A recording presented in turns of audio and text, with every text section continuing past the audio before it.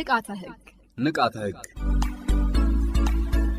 የኢፌዴሪ ፍትህ ሚኒስቴር ከፋና ሚዲያ ኮርፖሬሽን ጋር በመተባበር ለማህበረሰቡ ንቃተ ህግ ይፈጥራል።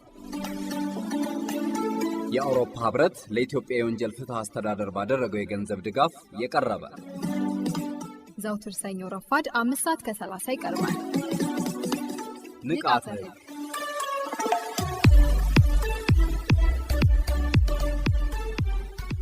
በዚህ ፕሮግራም የሚተላለፉ መልእክቶች የአውሮፓ ህብረትን አቋም ያንጸባርቃሉ ማለት አይደለም።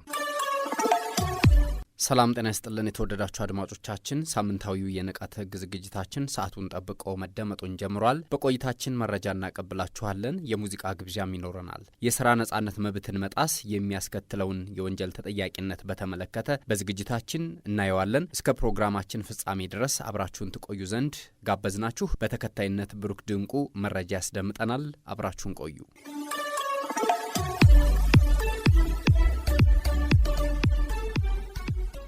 የጤና አገልግሎት ማስታወቂያ ዝግጅትና ስርጭት መመሪያ ቁጥር 1134/2018 የያዛቸው አንኳር ጉዳዮች የጤና አገልግሎት አስተዳደርና ቁጥጥር አዋጅ ቁጥር 1362/2017 በጤናው ዘርፍ ያሉ አዳዲስ ጽንሰ ሐሳቦችን አካቶ በመውጣት በስራ ላይ ይገኛል። ከዚህ ጎን ለጎን አሁን ባለው የቴክኖሎጂና ማህበራዊ ሚዲያ መስፋፋት ምክንያት አገልግሎት ሰጪና የጤና ተቋማት ወደ ማህበረሰቡ የሚደርሱባቸው አማራጮች ሰፊ ናቸው። በመሆኑም ጤናን የተመለከተ የተሳሳተና የተጋነነ ማስታወቂያ በሰው ሕይወት ላይ ሊቀለበስ የማይችል አደጋ ከማስከተሉም ባሻገር በማህበረሰቡ ዘንድ የተዛባ አመለካከትን ይፈጥራል። አዋጅ ቁጥር 1362/2017 የጤና አገልግሎት ማስታወቂያን አስመልክቶ ዝርዝር መመሪያ እንደሚወጣ በአንቀጽ 48 ስር የተደነገገ ሲሆን በዚህም መሰረት የጤና አገልግሎት ማስታወቂያ መመሪያ ቁጥር 1134/2018 ሊወጣ ችሏል። የመመሪያው ዓላማም የጤና አገልግሎት ማስታወቂያዎች ግልጽነትና ተጠያቂነት ባለው መልኩ እንዲመሩ ማስቻል፣ የጤና አገልግሎት ማስታወቂያ የሚያዘጋጁና የሚያስተላልፉ አካላት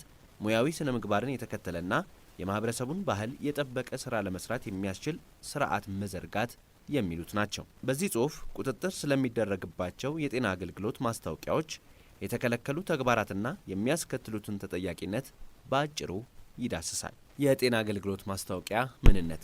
የጤና አገልግሎት ማስታወቂያ ማለት ከጤና አገልግሎት አሰጣጥ ጋር በተያያዘ የጤና ተቋም ስም፣ አርማ፣ የንግድ ምልክት ወይንም ዓላማ እንዲተዋወቅ ለማድረግ በማስታወቂያ ማሰራጫ መንገድ አማካኝነት የሚሰራጭ ማስታወቂያ እንደሆነ በመመሪያው አንቀጽ 2 ንዑስ አንቀጽ 2 ስር ተመልክቷል።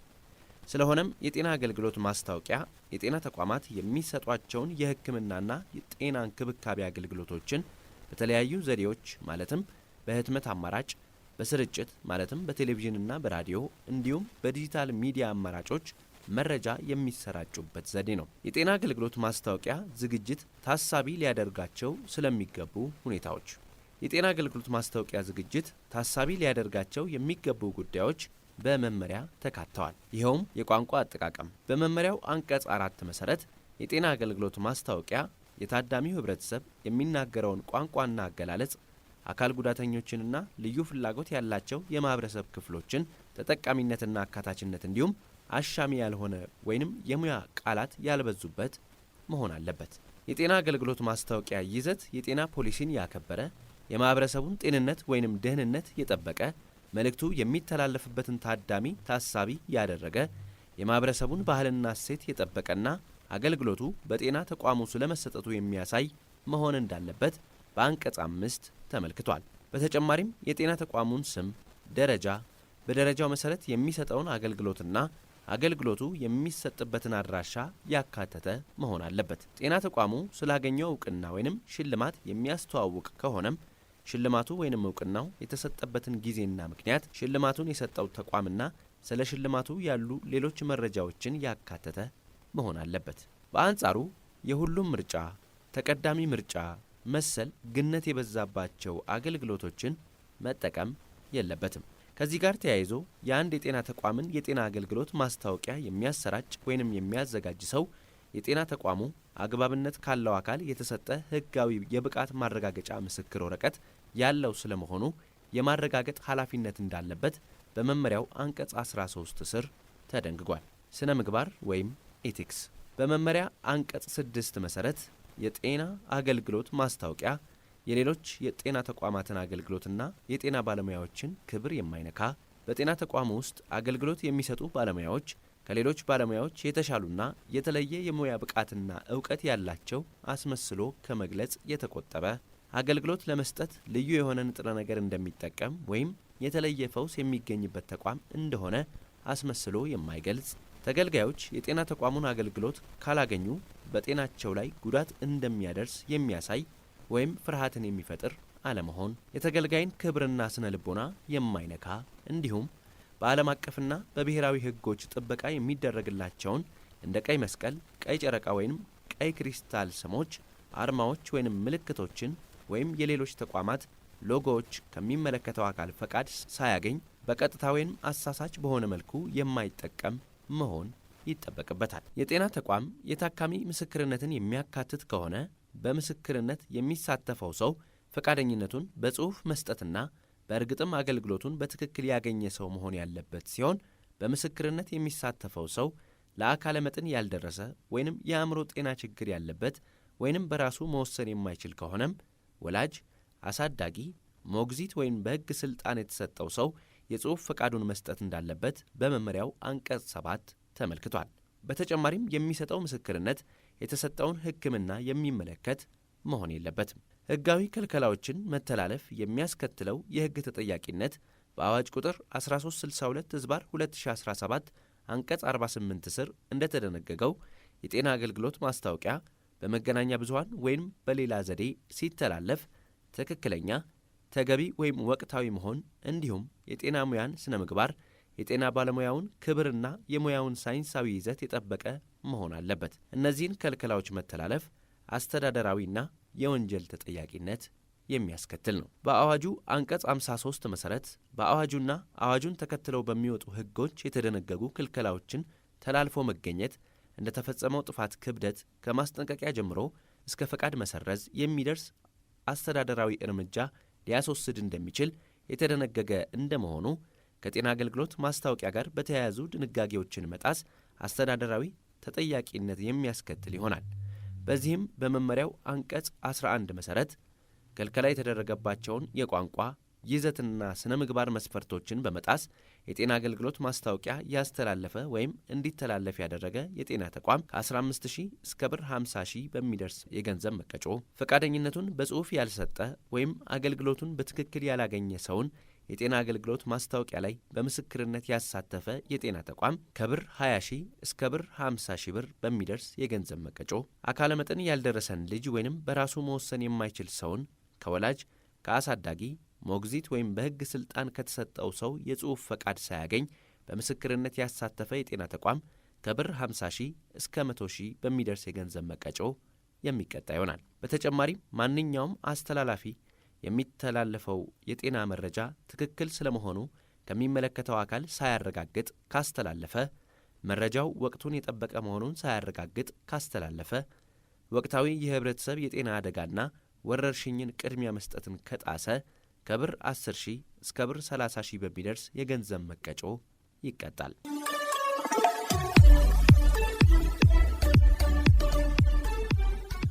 አድማጮቻችን ንቃተ ሕግ ነው አሁንም እየተደመጠ የሚገኘው። በተከታይነት የዛሬውን ዋና ጉዳያችን የስራ ነጻነት መብትን መጣስ የሚያስከትለው የወንጀል ተጠያቂነትን እንመለከታለን። በርዕሰ ጉዳያችን ዙሪያ ሰፋ ያለ ማብራሪያ የሚሰጡን የሕግ ባለሙያ ከፍትህ ሚኒስቴር ጋብዘናል። እንድትከታተሉት እንጋብዛችኋለን።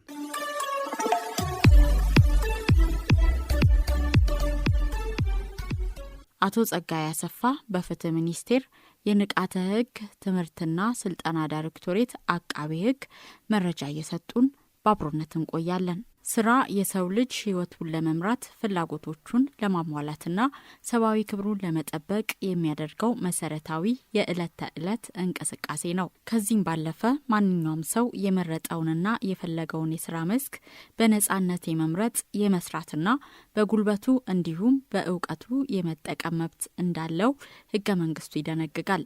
ይህ የስራ ነጻነት መብት በዓለም አቀፍ የሰብአዊ መብቶች ድንጋጌዎችም ሆነ በሀገራችን ህገ መንግስታት ውስጥ በግልጽ የተቀመጠ መሰረታዊ መብት ነው። የስራ ነጻነት መብትን መጣስ ማለት አንድ ሰው በህግ በተፈቀደለት ማዕቀፍ ውስጥ የመረጠውን የስራ ወይም የሙያ አይነት የመስራት፣ የመቀጠር፣ የመነገድ ወይም የራሱን የገቢ ምንጭ የመፍጠር ነጻነቱን ያለ አግባብ መከልከል፣ መገደብ ወይም ማስተጓጎል ማለት ነው። ይህ መብት በብዙ ሀገራት ህገ መንግስታት ለምሳሌ በኢትዮጵያ ህገ መንግስት አንቀጽ 41 ላይ እንደተጠቀሰውና በዓለም አቀፍ የሰብአዊ መብቶች ድንጋጌዎች እውቅና የተሰጠው መሰረታዊ መብት ነው። የስራ ነጻነት መብት ጥሰት በተለያዩ መልኮች ሊከሰት ይችላል። ዋና ዋና ነጥቦችን እንደሚከተለው እናያቸዋለን ማለት ነው። ያለ አግባብ መከልከል ወይንም ማገድ አንድ ሰው የስራ ነጻነት ወይንም ስራ ላይ ያለውን የሚሰራውንም ስራ ያለ አግባብ መከልከል ወይም ማገድ አንድ ሰው ማሟላት ያለበትን ህጋዊ መስፈርት እንደ ትምህርት ደረጃ፣ ፍቃድ፣ ሙያ አሟልቶ እያለ በዘር ወይንም በሃይማኖት፣ በጾታ፣ በፖለቲካ አመለካከት ወይም በሌላ በተያያዥነት በሌላቸው ምክንያቶች ስራ እንዳያገኝ ወይንም እንዳይነግድ ወይንም ደግሞ እንዳይንቀሳቀስ ማድረግ ማለት ነው። ሌላኛው አድሎ እጅግ በጣም አደገኛው ማለት ነው። አድሎ በቅጥር ወይንም በደሞዝ እድገት ወይም በስራ ቦታ ጥቅማ ጥቅሞችን ላይ እኩልነት አለመረጋገጥ እና የተወሰኑ ሰዎችን ማግለል። አንድ ሰው ሰራተኛ ነው። ያንን ስራ እየሰራ ከዛ ከሚሰራበት ቦታ ላይ ማግኘት የሚገባውን ጥቅማ ጥቅም ወይንም ደግሞ የቀን አበልም ሊሆን ይችላል፣ ሌሎችም ጥቅማ ጥቅሞች ሊሆን ይችላል። እሱን ነፍጎ ሌላን ሰውን ማስጠቀም እንደማለት ነው። ይህ በጣም እጅግ ትልቅ ወንጀል ነው ማለት ነው። የማስገደድ ስራ ሌላኛው አንድን ሰው አስገድዶ ማሰራት፣ ይህም እንዲሁ በጣም እጅግ አደገኛ የሆነ የወንጀል ድርጊት ነው። ፎርስድ ሌበር ይባላል። አንድ ሰው እንግዲህ ያለ ፍላጎቱ በኃይል በዛቻ ወይንም በዕዳ በማስገደድ በነፃ ወይንም አነስተኛ ክፍያ ማሰራት ማለት ነው። ይህም እንግዲህ እንደተቀመጠ በወንጀል ህጋችን እንዲሁ በህገ መንግስታችን እጅግ እንደ ወንጀል የሚቆጠሩ ናቸው። ሌላኛው ህገወጥ እገዳዎችና መመሪያዎች እንግዲህ ህገወጥ እገዳዎችና መመሪያዎች እንግዲህ እነዚህ በጣም እጅግ ውስብስብና አንድ ሰው ስራ ቦታው ላይ ህገወጥ መመሪያዎችና ህገወጥ እገዳዎችን ያለ አግባብ ሊተገበርበት አይገባም ማለት ነው። ሌላኛው የስራ ቦታ ደህንነት ምቾቶችን ማጣት። የስራ ቦታ ደህንነትና ምቾቶችን ማጣት ሰራተኛው ሰብአዊ መብቱና ክብሩን ተጠብቆ ደህንነቱ በተጠበቀ አካባቢ እንዳይሰራ የስነ ልቦናዊ ወይንም አካላዊ ጫና ማሳደር ማለት ነው። ለምሳሌ ያክል ትንኮሳ፣ ማስፈራራት ወዘተረፈ የሆኑት ናቸው ማለት ነው። እንግዲህ አንድ ሰው ስነ ልቦናዊ ወይንም አካላዊ ጫና ከደረሰበት ስራውንም በአግባቡ ሊሰራ የሚችልበት ሁኔታ አይኖርም ማለት ነው። የስራ ነጻነት መጣስ የግለሰብን ህልውና ብቻ ሳይሆን የሀገርን ኢኮኖሚ ጭምር ይጎዳል። የኢኮኖሚ ቀውስ ግለሰቦች የራሳቸውንና የቤተሰባቸውን ህይወት ለመምራት የሚያስችል ገቢ እንዳያገኙ ያደርጋል። የሰብአዊ መብት መታወክ አንድ ሰው በገዛ ጉልበቱና እውቀቱ የመኖር መብቱን ስለሚነፍገው በራስ የመተማመን ስሜትንና ስነ ልቦናን ይሰብራል። የሀገር ምርታማነትንም ይቀንሳል። የሰዎች የፈጠራ ስራና የስራ ተነሳሽነት ሲገደብ ሀገር ልታገኝ የምትችለውን የኢኮኖሚ እድገትና ታክስ ታጣለች። ስለሆነም የስራ ነጻነት መብትን መጣስ ሰብአዊ ክብርን ከመንካት አልፎ ሰላማዊና ፍትሃዊ ማህበረሰብ ለመገንባት የሚደረገውን ጉዞ በእጅጉ ያደናቅፋል። በኢትዮጵያ የፌዴራል ዲሞክራሲያዊ ሪፐብሊክ የወንጀል ህግ አንቀጽ 603 ስር የስራ ነጻነትን መጣስ እንደ ወንጀል ተደንግጎ ይገኛል። ይህ ህግ አንድ ሰው በነጻነት የመስራት፣ የመነገድ ወይም ሙያውን የመለማመድ መብቱን በኃይል ወይም ባልተገባ መንገድ የሚገቱ ሰዎችን ተጠያቂ ለማድረግ የተቀረጸ ነው። እነኝን የሚገቱ ሰዎችን ተጠያቂ ለማድረግ የተቀረጸ ነው ይላል ህጉ አንቀጽ 603 የወንጀል ህጉ። ስለሆነም በአንቀጽ 603 ስር አንድ ሰው የሚከተሉ ድርጊቶች በሌላ ሰው ላይ ከፈጸመ የወንጀል ጥያቄነት ይከተልበታል ማለት ነው። ይህም ተገቢ ያልሆነ ተጽዕኖ ማሳደር አንደኛው ነው። ተገቢ ያልሆነ ተጽዕኖ ኃይልን መጠቀም፣ ማስፈራራት፣ ማታለል ወይም ሌላ ማንኛውም ተገቢ ያልሆነ ዘዴ በመጠቀም አንድ ሰው ላይ ተገቢ ያልሆነ ተጽዕኖ ማሳደር እጅግ በጣም የወንጀል ህጉ እንደ ወንጀል አድርጎት አስቀምጧል ማለት ነው። ሌላኛው እንግዲህ ስራ እንዲጀምር ወይም እንዳይጀምር ካደረገ በተቃራኒ ማለት ነው። ወይ በኃይል እንዲጀምር አደረገው ወይ ደግሞ ስራውን ከለከለው። ሁለቱም ወንጀል ነው ማለት ነው። ሌላኛው ነጥብ የጀመረውን ስራ እንዲተው ወይም በሰራው ላይ እንዳይቀጥል ካደረገ። እንዳይቀጥል ማለት አንድ ሰው የጀመረውን ስራ ያከናወነ ያለውን ስራ ገቢ እያገኘበት ያለውን ስራ ቤተሰቡ የሚረዳበት ያለበት ስራ እንዲተው ወይንም ደግሞ በስራ ላይ እንዳይቀጥል ካደረገ ካባረረው ወይንም ደግሞ እንዲባረር ካደረገ እያለን ነው የወንጀል ህጉ። ሌላኛው ስራውን ለሌላ ሰው አሳልፎ እንዲሰጥ ካስገደደው ሆን ተብሎ አንድ ግለሰብ የስራ ነጻነቱን መብት እንዲያጣ ወይም ደግሞ እንዲጣስ ስራውን የሚሰራውን ግለሰብ ሆን ብሎ ስራውን ሰለቸኝ፣ ከበደኝ፣ ጫና አሳድሮ የተለያዩ ስራዎችን ጨማምሮ ከስራ ውጪ ሌላ ስራዎችን ጨምሮ እንዲሰራ አድርጎት ስራውን እንዲተው ካስገደደው ማለት ነው። ቴክኒካሊ ሊሆን ይችላል፣ በዘዴ ሊሆን ይችላል፣ ወይ ደግሞ ሆን ተብሎም ሊሆን ይችላል። በግልጽም ሆነ በድብቅ ስራውን አሳልፎ ሌላ ሰው እንዲሰጥ ካስገደደው ማለት ነው። የወንጀል ህጉ ይህንንም በግልጽ ያስቀምጧል። ሌላኛው የመደራጀት መብትን መጫን። የወንጀል ህጉ የመደራጀት መብትን መጫን አንድ ሰው በሙያ በማህበራት ወይም በሰራተኛ ማህበራት ውስጥ እንዲገባ ወይም እንዳይገባ ማስገደድ። እንግዲህ አንድ ሰው የዕለት ተዕለት ጉርሱን ወይ ደግሞ የዕለት ተዕለት እንቅስቃሴውን ሰርቶ ቤተሰቦችን ሊሆን ይችላል፣ ራሱ ሊሆን ይችላል ለማሳደግ ወይም ለማደራጀት ወይም ደግሞ ራሱ በተሻለ ቦታ ለማኖር ያሰበና አቅዱ ይንቀሳቀሳል ማለት ነው። ከነዚህ እንቅስቃሴዎች አንደኛው የመደራጀት መብት ነው ማለት ነው። የመደራጀት መብት መጫ ማለት አንድ ሰው ተደራጅቶ የተለያዩ ስራ ላይ ሊሰማራ ይችላል። ይህንን መብት መጫን ማለት ነው እያለን ያለው የወንጀል ህጉ። ስለሆነ የመደራጀትን መብት መጫን ማለት አንድ ሰው በሙያ ማህበራት ወይንም በሰራተኛ ማህበር ውስጥ እንዲገባ ወይም እንዳይገባ ማስገደድ። የማይፈልግ የስራ ማህበር ውስጥ በጉልበት በኃይል ምርጫ የለህም እዚህ ካልገባ እዚህ ግባ ብሎ አስገድደው እንዲገባ የማይፈልገውን ስራ እንዲሰራ ማድረግ ነው። እንዳይገባ ማድረግ ደግሞ ምንድን ነው? የሚፈልገውን ስራ የሚፈልገው ማህበራት ላይ የመደራጀት መብት መንፈግ ወይም እንዳይገባ በኃይል ይሆናል ሌላ በማንኛውም ምክንያቶች እዛ ውስጥ ያም ስራ የሚሰራበት ማህበር ውስጥ እንዳይገባ ማድረግ ማለት ነው። ህጉ ለዚህ ድርጊት ሁለት አይነት የቅጣት አማራጮችን አስቀምጧል። አንደኛው የቀላል እስራት ሲሆን እንደ ድርጊቱ ክብደት ግለሰቡ በእስር ሊቀጣ ይችላል። ከእስራቱ በተጨማሪ ወይም እንደ አማራጭ የገንዘብ መቀጮ ሊጣልበት ይችላል። በአጠቃላይ የስራ ነጻነት መብት መጣስ በተለያዩ ማህበራዊ፣ ኢኮኖሚያዊ፣ ፖለቲካዊ ምክንያቶች የተነሳ ይህ መብት ሲጣስና ግለሰቦች በነጻነት የመስራት እድላቸው ሲገደብ ይስተዋላል ብዙ ጊዜ ማለት ነው። ስለሆነም የስራ ነጻነት መብት መጣስ ሲባል አንድ ሰራተኛ ያለ ፍላጎቱ በኃይል ማሰራት፣ የስራ ቦታ መድሎ ማድረስ፣ ምናልባት በዘር ሊሆን ይችላል፣ በጾታ እንዲሁ በሃይማኖት ወይም በፖለቲካ አመለካከት ሊሆን ይችላል መፈጸም ተገቢውን የስራ ዋስትና ፍትሃዊ ክፍያ መንፈግም ይሄ በጣም እጅግ አደገኛ ወንጀል ነው። ከሰብአዊ መብት አልፎ ማህበራዊ መስተጋብርን የሚጎዳ ከመሆኑ አንጻር ማለት ነው።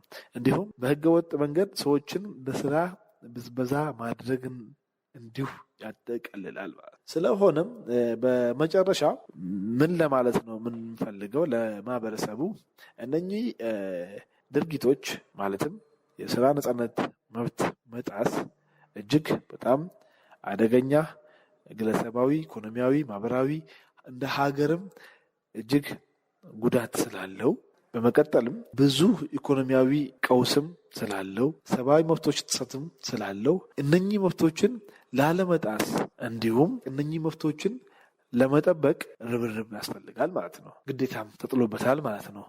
ምክንያቱም ይህንን የስራ መብት ነጻነት እንግዲህ ጥሰን ከተገኘን የወንጀል ቅጣት አለው ሊያስቀጣ በሚችልበት ሁኔታ ስላለ ማህበረሰቡ ከእንደዚህ አይነት ድርጊት እንግዲህ እንዲቆጠብ እንላለን። እጅግ በጣም አድርገን እናመሰግናለን።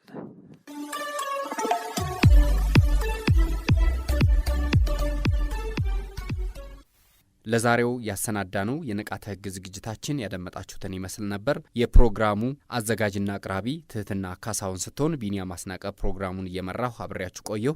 ሳምንት በሌላ ርዕሰ ጉዳይ ተመልሰን እንገናኛለን። እስከዚያው መልካም ሳምንት ይሁንላችሁ።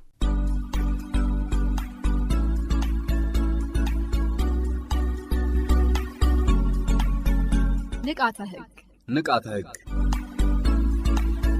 የኢፌዴሪ ፍትህ ሚኒስቴር ከፋና ሚዲያ ኮርፖሬሽን ጋር በመተባበር ለማህበረሰቡ ንቃተ ህግ ይፈጥራል። የአውሮፓ ህብረት ለኢትዮጵያ የወንጀል ፍትህ አስተዳደር ባደረገው የገንዘብ ድጋፍ የቀረበ ዘውትር ሰኞ ረፋድ 5:30 ይቀርባል። ንቃተ ህግ።